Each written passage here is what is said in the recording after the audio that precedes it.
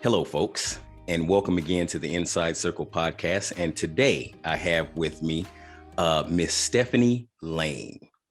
Good She morning. she describes herself as "I am a beautiful struggle." That is her bio. So welcome, Stephanie. Honor and a pleasure to have you here today. Likewise. I'm excited to be here. Okay. So I want to preface this for our guests and then give you the floor to talk a little bit about yourself. And the people who really follow us and listen to us, they are aware that we support system impacted people. And for the most part, males who are incarcerated or have been incarcerated, we get a lot of publicity. We get a lot of play. There's a lot of press around us. What is not talked about a lot, and the voices that are not uplifted, in my opinion, are the voices of the females who have been incarcerated. So that's why it feels like such an honor and a pleasure to have you here today because of that, and because I've had the opportunity to hear you speak and to talk to you, and you're an amazing and electric personality. So Stephanie, tell us a little bit about yourself. So my name is Stephanie Lane. I'm 33 at the moment. Thank you, Jesus.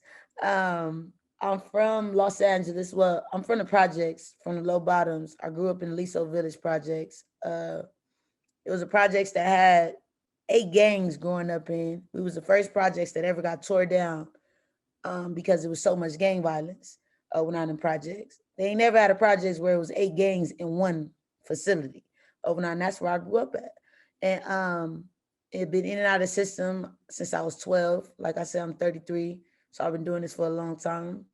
And I just got out from doing 8.5 years off of a 10-year sentence in the women's state prison at Chowchilla or whatnot. So I'm just grateful to just be here to tell my story and just get a different outlook and allow other people to understand, like, it's not where you've been, it's about where you're going. So for our listeners to understand, number one, where you're at and get a vision of where you're going, tell us a little bit about where you've been. All right. So, like I said, I started doing my time at 12. I caught my first case having a little pocket rocket, a little gun, and some dope. Whatnot. And in that time, I was born in the 80s. So crack was like a big epidemic, sharing and stuff. And in my projects, it's kill to be killed, and you're gonna learn how to hustle real fast. Like, I was young, you feel me, chasing my mom and my daddy. They both gang bang, so they was young having me. So I was just following what I seen. You know what I'm saying? So I did a bid from 12, 13, came home, then went back. I was just in and out, in and out. And then when I was 16, they set me down and sent me to County Youth Authority. I went to County Youth Authority for like 3 years, ended up getting out when I was 18, stayed out for a second, and went back to prison at 22. From 22 to 30, 31. Yeah, like 31. When I was 31, I ended up getting released about that thing. Shit, I was a gang banger. I used to gang bang real bad. I hustle. I sold dope. All I know how to do is sell dope. That's all I know how to do is get money and rob people. That was it. And today, where I'm at, I'm trying something different within these last 2 years. I've learned who my true identity is. When I'm not the person that I guess I've been portraying for so many years, or trying to follow behind somebody else's footsteps to make them accept me, in a sense. That's where I get my understanding from. I was trying to be somebody else for my own people that made me to accept me, if that makes sense. It does. And so I hear you say, over the course of the last couple of years, you've been on a path to learn more of who you are and accept who you are. And what is it that inspired that hunger for you to chase that part of yourself? Honestly, it was my auntie getting cancer while I was doing the shoe term at Chowchilla. I had an 18-month shoe term, and they used to come visit me. Mind you, if you know anything about prison, when you in the hole, you only get an hour visit, and it's behind the glass. And like I said, I'm way in Chowchilla, and my people's driving 9 hours on the weekend just to see me for an hour, shackled up. And my auntie, she came and she told me that she had stage 4 cancer. And it just did something to me. And all she said was that before I die, I just want to meet my Stephanie back. And at first I didn't understand or regulate what she was talking about. So when I went back to my cell, I'm like, she just wanted to meet her Stephanie back. Lady, you got cancer. You over here tripping. I don't know if that cancer got your mind going, but this been Stephanie this whole time until she wrote me a letter and she like really explained to me like, I'm not that same girl that she met coming out of my mother and the girl that she raised and stuff like that. Like I've become something different. And that was just like a light bulb onto like, I owe it to these people. Like I owe it to these people that's been in my corner. If I don't owe it to myself, I at least owe it to her. If that's her dying wish, that's what she wanted to see. So, I mean, shit, what else was there for me to do? I done did everything else. So I might as well try something different. So I tried it. And the cool part about it, I love it. Mm-hmm. I enjoyed it. Mm-hmm. So I hear you say you tried something different. And I know for myself, making that transition into something different, I got habitual energies. I got stuff that, you know, in an instant, there's a trigger and there's an automatic response that comes up for me. And oftentimes it's a battle for me to not feed into that and to do this new thing and be this, you know, quote unquote new person or transformed person that I'm continuing to grow into. How is that for you? Every day is a struggle. Like when I had that conversation with you before, every day is a struggle. I just find myself, I have to step back and breathe. I've learned that breathing does a lot for you. And I ain't been breathing for a long time.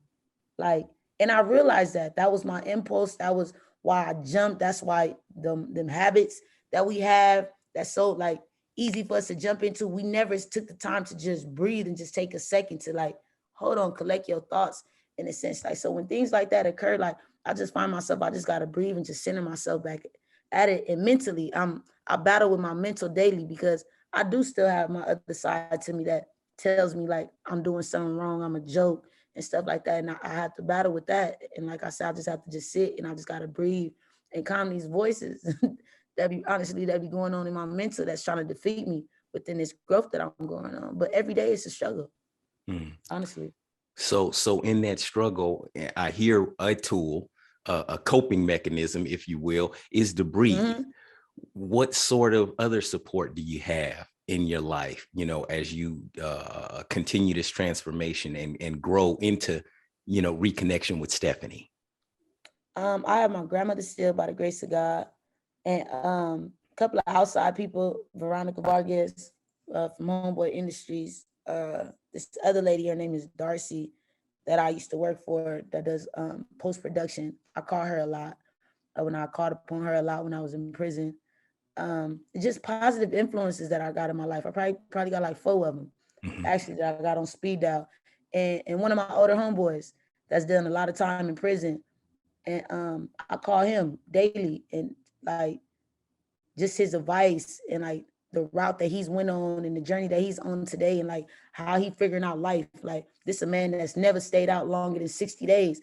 This man did over 20 some plus years and he been home for over 10 plus years. And that's just like a milestone for us because that's something I've never stood out longer than 90 days, 6 months or something like that. So to see a person like that and to see his transformation from the type of person that he was to what he is today, from being negative to positive on all type of levels, it's like you got to find somebody that you can gravitate to that is a positive influence. Like, and that's just what I got. I just got like 4 people that I run to on a daily. When I find myself getting weak, when I find myself ready to give up, when I find myself not even being myself, I'm gonna just be real. Yeah. What's one of the biggest challenges, if you can name just one, what's one of the biggest challenges that has been a part of your reintegration into, you know, Stephanie / being out here in the community as a citizen? Oh, my pride. I'm very prideful. And in my mind, I have a way that you're supposed to talk to me, like in a sense, like that respect type thing. Like, you know, that prison mentality, like you ain't gonna disrespect me or look if you look at me sometime. It's just my pride. I'm dealing with my pride. My pride is my downfall, like ultimately. And that's something that I'm learning that I'm not gonna lose a pound or gain a pound. Swallowing my pride. at the end of the day. And I keep reminding myself that. Not gonna lose a pound or gain a pound by swallowing your pride. You heard it here, folks. Stephanie Lane, pearls of wisdom. Put that in your peace pipe and smoke it. So I want to ask you, if you can give our listeners a glimpse, because in my mind, in my judgment, and I could be all the way off base, I don't really think that people understand what being incarcerated is like for a woman. I think people think they understand what it's like for men, but I know for a fact they way off base when they think about, women who are incarcerated. Because I think that, oftentimes folks think, oh my God, she must have fell in with the wrong crowd, or, she's a part of, some sort of battered woman syndrome or something like that. And I get the sense from you, kind of like me, you were the wrong crowd. Yeah. So can you kind of like give our folks a glimpse into the, the life of a woman who's about the business? You are absolutely right. I was a woman that was part of the wrong crowd that for a long time I felt was the only crowd. I'm gonna just be real. And being a woman incarcerated with that stigma and with that perception of yourself, it's very hard to succeed or to be anything other than just like bad. You come in with a stamp on you like, oh, that's trouble. That's trouble. That's trouble. So they treat you as trouble. You get treated with no respect. They degrade you as a woman, first off. Like, and any woman that's listening to this, we love our privacy in a sense. I've never met a woman that don't love their privacy. Like, it's hard to get undressed in front of 15, 20 plus women and stand there and have to bend over and cough and pick your titties up, pick your stomach up. Like, pick my stomach up. What? I'm looking around, the fuck is picking my stomach up? Like, type shit. Like, or being, it's men. We have women officers, but it was a point where I had male officers like run in on us while we in the shower or something happened. Like, you get degraded and it's like, you in prison. What can you do? You got sentenced. This is where you got to come to. And these people got a job to do. And they not going to respect you just because you a woman or you got kids or you look sad or something. They don't give a fuck about you. And they going to break you. I feel like that's their mission. A lot of CEOs in there is a mission to break women because you already broken. You're already coming in here broken. It's a lot of women coming, battered women, women that's been in abusive relationships, alcohol women. It's a lot of rich people, what they fail to realize, women-wise, that's had beautiful lives, can't put the bottle down or the wine glass down while they driving. Now their whole life done turned. Now you sharing a cell with me. And sharing a cell with me ain't the best look because I'm a fuck up in prison. So this cell gonna get turned up every second of the day. You ain't gonna be able to have nothing. The police ain't gonna give you nothing. They gonna walk right past you. They don't respond to nothing. Like, so being a woman incarcerated, I feel like we have it, I wouldn't say we have it harder than males, but we do have it harder than males in a sense because you go through so many emotions within yourself. And then it's like, you got a CO or you got a inmate that's just nagging all day. And you can be a good inmate, but eventually you're going to find your way coming to my side to a fuck up inmate because it's like, what the fuck am I being good for? I still ain't getting nothing. When I could just be fuck up and I'm liable to get a little bit more because you seeing the fuck ups ones, we getting a little bit more praise than what you getting on trying to be a project inmate, as we call it. Trying to go home. Like, and at the end of the day, I always felt like women that come up in there, I always tell them, young, old, don't tell nobody your time. Because a girl like me, I ain't got nothing but time. And you come up in here with showtime, I'm going to make sure you doing every day of your time. Because I'm bored. Because I'm miserable. And I ain't got nowhere to go. So that be like, and I got a lot of friends that's like that, that's in there. Like, oh no, but it's hard, it's complicated. And it's more so a lot of women come in with these emotions and you have to learn to detach your emotions because we will ride off of your emotions. We'll ride off your fear, but more so your emotions, just being a woman, like crying and just sad and just, you're going to be miserable and your time is going, the COs pick on that, the inmates pick on that. Like it becomes a daily battle every day it's like I don't even want to wake up in this motherfucker because I'm tired of these bitches or I'm tired of these police. Like it's hard. It's hard. Like you have to, like I was telling you earlier, your mind frame has to be like on a whole different level, I believe. And people that survive prison, a day in prison, a day confined, I praise you because I got people that never last longer than a couple of hours in there and they already had a rope around their neck ready to go out. They couldn't do it. Oh, not so. It's just hard for a woman, I feel. Yeah. What I hear you, the big piece that stands out to me when I hear you talk about that, especially when you hit on the emotions and detaching from the emotions, it sounds like having to detach from a part of humanity, having to detach from a part of my humanity. So how do you bounce back from that? How do you bounce back from taking a piece of your humanity, putting it in a box? And the more time you're away from that and disconnected from that, how do you get back to that? That's funny you brought that up because I was talking to my friend yesterday about we was giving out the definition of dehumanizing an individual. And honestly, I don't know how do you get back from that because I'm still right now trying to figure out how I still go on a daily path out here within my freedom, but mentally, I'm still programmed on a prison time frame. In a sense, if that makes sense, like I'm still institutionalized in my mind, but my physical form, I know I'm free. I know I'm in the world. Like I know what I need to do, but mentally, I'm still confined. Mentally, I'm still like attached to them prison walls and them gates, like in a program. So it's like I haven't mastered that yet, to be honest with you. And that's something that I need help with. I just haven't asked for it because, like I say, my pride. And I'm bringing something up right now that I never thought I was going to admit to. But I'm just being honest with you right now. And shit, I haven't figured that out. And it's like I feel like I'll be road raging, like because I'm moving so fast, just focusing on what I need to do with this success. And I haven't really paid attention to my mental state of mind of where I'm still conformed at within prison. Yeah. If that makes sense. Oh, it makes all the sense in the world. What I hear you speaking to, is something I chop it up with cats all the time about that being institutionalized. And, me, myself, I was inside more of my life than I've been outside. Yeah. And so there are things that I'm used to, and there are things that I'm programmed to for survival. And that's how I made it back out here.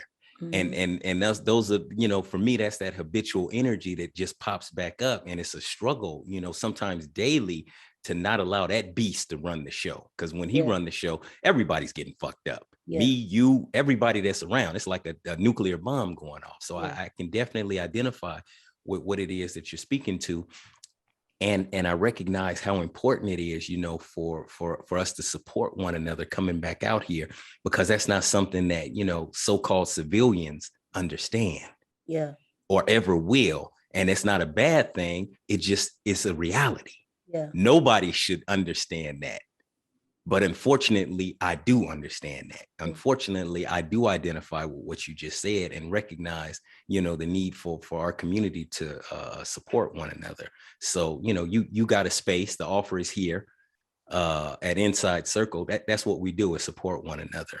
And I would love to get you involved in our facilitator training, so that we can number one, grow our ranks, but number two, to support you and put you in position to support more young ladies who are incarcerated. Absolutely. Because that's the next phase in who we are and what we do is going into women's institutions and supporting young ladies. So I want to get you on board with that, as comfortable as you may be. I'm all for it. Okay. Well, you heard it here, folks. I'm learning and I'm growing. Yeah. They're gonna be learning and growing too at the same time. And I always feel like I love to be around my peers. And I'm a strong believer on how you gonna tell me something when you ain't even been through it to tell me about it. So I'm not gonna be receptive to a person trying to tell me about prison or trying to tell me, even like the people that used to come into prison and facilitate these classes and groups and stuff. Like, you telling me something that somebody done told you or wrote on a paper or you read it within a book. You ain't never experienced it. So I don't have no understanding to what you're trying to tell me. So this inside circle is like a blessing for me because it's my peers. It's people that's been through the same struggle as me.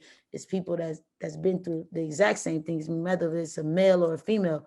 We all have done time. We've all been confined, and we've all had our freedom snatched from us at one point of our lives. And we've all free right now. That's able to figure out how we making it out here to not go back and doing another 10 plus years. Cause I ain't got 10 more years to give to nobody. I don't got a year to give to nobody, a day to give to nobody. I've given all I can give. So it's like at this point, I need as much support and as much help that I can get. And just to be honest about my own struggle. And that's going to be my growth. Like, and I had to learn. That's why I call myself a beautiful struggle, because within this struggle is so much beauty within it that people, the outside person, look at it like, oh, she look crazy. She got all these tattoos, or oh, she looks so aggressive and stuff like. But you don't understand where my aggression in these tattoos come from. Like, talk to me. Like, ask. I'm a book with no cover. But once you open up that book, you're gonna love this book. You're gonna hold on to it for dear life. It's something that you're gonna keep going back to, keep turning pages. It's that book you had when you was in prison. And you ain't everywhere you went, you kept that book with you and that highlighter, because it got notes in there. It got things that allowed you to be free within your mind while you was confined in that place. Like, so that's why I take myself as. But I really appreciate you bringing me into this space and just accepting me as one. To be honest, like, I'm just be real. Well, it's an honor and a pleasure to have you here. It's an honor and a pleasure to have you, and looking forward to more. And so I'm gonna ask you now to, share with us 3 things about yourself that you're proud of. 3 things I'm proud of. One, I'm proud of my growth from where I've been to where I'm at today. 2, I'm proud of myself. I'm just proud of myself. I pat myself on the back every day. I get up and I commend myself for getting up and trying every day. Honestly, I'm proud of myself. And 3, I'm proud that I'm not angry or blaming anybody no more for nothing that's ever happened to me. Like, I take full responsibility of everything. And I'm only saying these things that I'm proud of because I've never been proud of them before. So it's like, I know that some people, they may be like, she proud of herself, or she proud that she woke up this morning. Like, these is things that I struggled with my entire life. So hell yeah, I'm proud of it. Yeah. Just be real. Congratulations. Congratulations. And I'm gonna say, on behalf of your auntie, and I don't presume to be arrogant about it, congratulations on reconnecting with Stephanie. Thank you. Yeah. I know she's proud of me too. She shine down on me every day. For sure. For sure. What, if you have one, is your biggest fear today? My biggest fear today is becoming back a statistic and going back to prison and failing myself within this stride that I'm on today.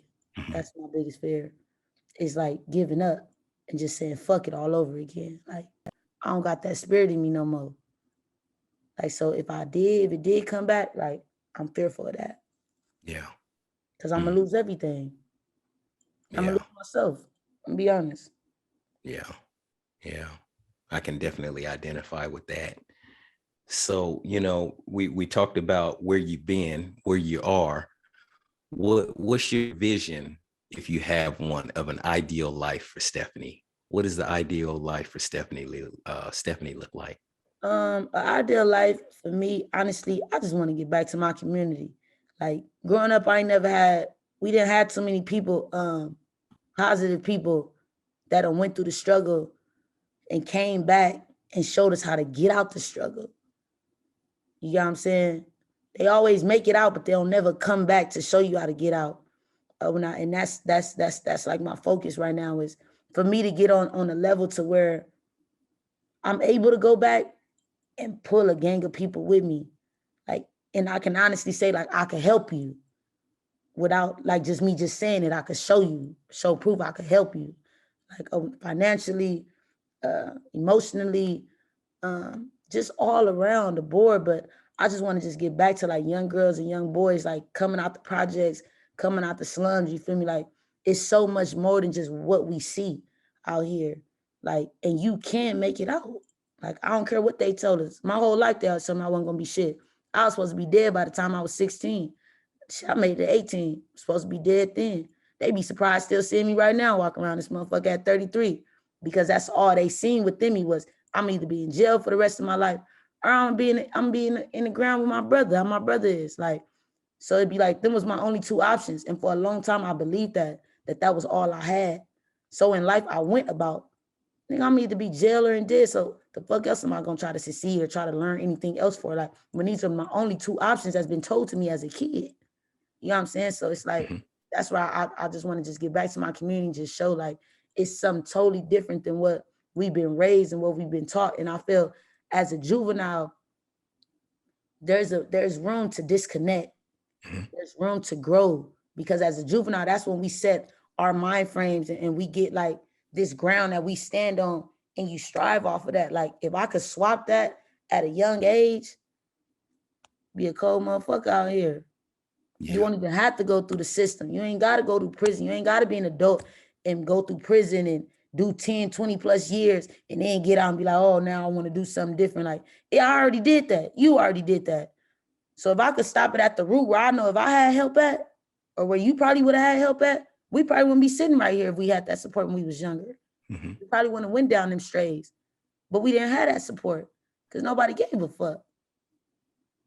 So that's like my mission right now, is just to be able to go back to my community and just be a proven fact that you can be something different, and no matter what you look like, what you've been through, nothing. You could do it. Yeah. You got to just make the choice today to do it. Yeah. So not a statistic, but a proven fact. That's and it. And dare I say, a miracle. That's it. Okay. Now I'm going to ask you to do something for us. I'm going to ask you to close your eyes and take a breath. And in this next breath, I'm going to ask you, with your eyes closed, to go into your mind's eye and see 6-year-old Stephanie. Try and find Stephanie at 6 years old or any age where she was just a happy little girl. Before she started wilding, before she started hustling, before she started banging. Find innocent Stephanie and let me know when you see her. I see it. Does she see you? What advice would you give her?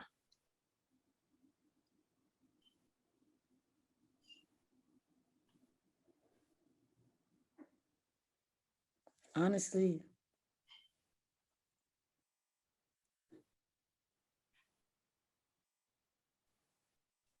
you got all the love you need within yourself right now. You ain't got to chase nothing that you believe is supposed to love you or want you. You love yourself.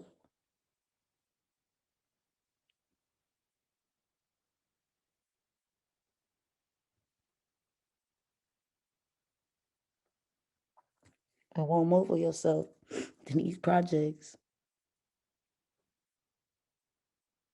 In this playground, you standing there.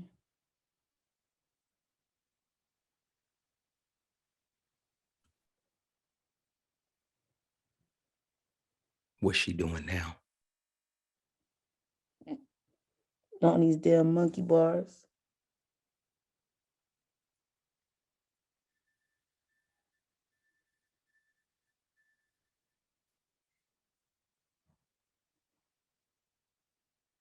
Is she receiving what you're giving to her? Yeah. How's that feel? It's different. Yeah.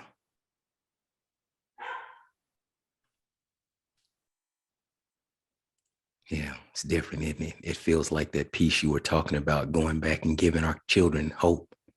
Yeah. And letting them see something different, who they can be. what they are worth, what you're worth. Well, I didn't expect to cry. That was deep. Welcome to Inside Circle. So that's the shit is an emotional roller coaster. Could have set me up for this one, champ. I ain't into crying.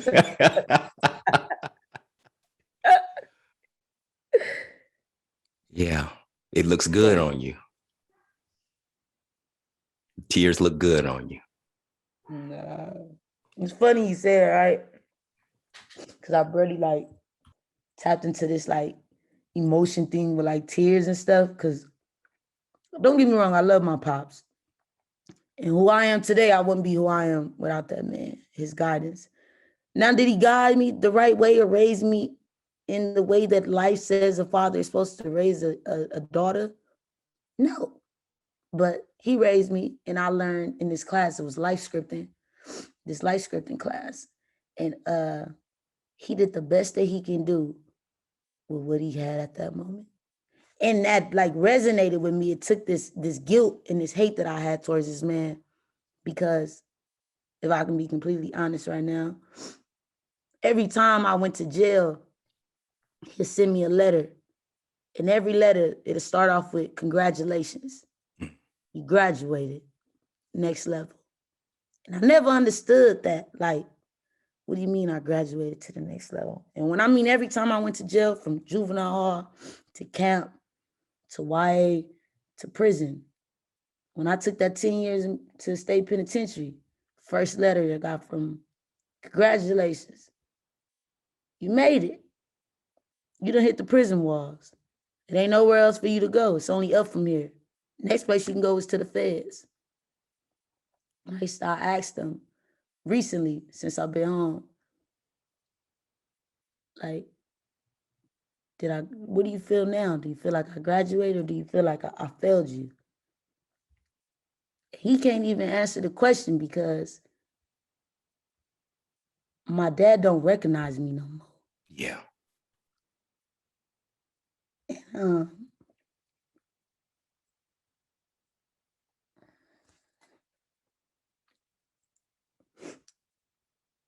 That shit hurt, because it's like, how you don't recognize something that came up out of you, like that you created? But then I had to realize that you don't recognize me because I'm not that same person no more. I don't have them same teachings, them same guidelines that you've installed into me. Like, I'm dewiring myself daily from his teachings. And it's like, it hurt, because everything I've done in life, I try to surpass him and like excel greater than what he did within these streets and behind them walls, and which I did, because my name ring bells like a motherfucker. When they bring up Puka, it ain't nothing but just respect as a man, and I'm a whole ass woman, like on all grounds. And I ain't trying to be cocky or nothing, or no nothing. Anybody that's like jail wise, like, it's a respect thing behind them walls, and your name is all you got.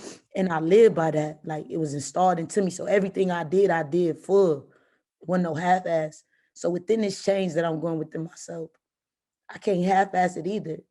And even though I'm sitting here and I'm crying, I'm getting emotional, because it's like the fact of my pops, everything I did was for his gratification. And it's like, I don't gratify Cut no more. Like, I'm not his trophy no more. Like, the things that I'm choosing now today within myself, for myself, is not the things that he is acceptable of. And it's like, he basically should say, fuck me. Like, you ain't my daughter type shit. And it's like, that shit hurt. And I had to tell my grandmama recently, because I had like a little moment where I was going through with my pops trying to figure it out. And I told her, like, what's wrong with me? Like, what's wrong with me? Like, why you don't love me? And like I said, when I went back to this little 6-year-old right now, when she was 8, um, is love yourself, because I never loved myself. I was chasing love from my parents, like, and they didn't even love themselves. So it's like, how they gonna love me when they didn't even love themselves? Mhm. They didn't even want me. I just bust through that motherfucker. I wasn't supposed to be here. They tried every avenue to get me up out of here, but I'm here. You know what I'm saying? So it's like I'm chasing something that they could never give me, in a sense. And even now, being 33, it's something that I'm dealing with, that I have to learn that he could never love me the way that I properly need to be loved. So that's why I'm so strong on loving yourself, because you will find yourself loving something else more than you love yourself, and you're going to fail on anything that you're trying, because you ain't doing it for yourself. You're doing it for somebody else to gratify you. Like, and that's where I'm at today. Like, I'm not saying fuck my daddy. I love my daddy, but fuck his congratulations and fuck his championship ring, and nigga, this ain't your game no more. I ain't your player. I ain't your star player. My mama, I'm out here solo. And that's like the hardest reality that I gotta like accept right now. Like, is that I'm by myself, like on this drive, like, and it's cool. It's cool. Like, I'm gonna be all right. And one day if he accepted, he accepted. But I'm at the point in my life, I don't even give a fuck no more. Like, I done did everything I could do for you to accept me. And nigga, you couldn't even accept me when I was following your footsteps. So it's like, what the fuck am I doing?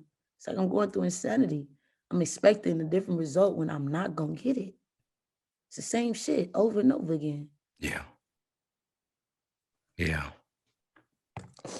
Well, I'll say this, Stephanie. You here at Inside Circle, at the core, and our extended family, you know, all of our supporters and all of our listeners, I'm pretty certain that, you know, when this is released, you're gonna gain more family, extended family. Family's not always what you're born into, but it's what you make it. So welcome home. Thank you. Yeah. Is there anything else that we may not have covered that you'd like to leave our listeners with today?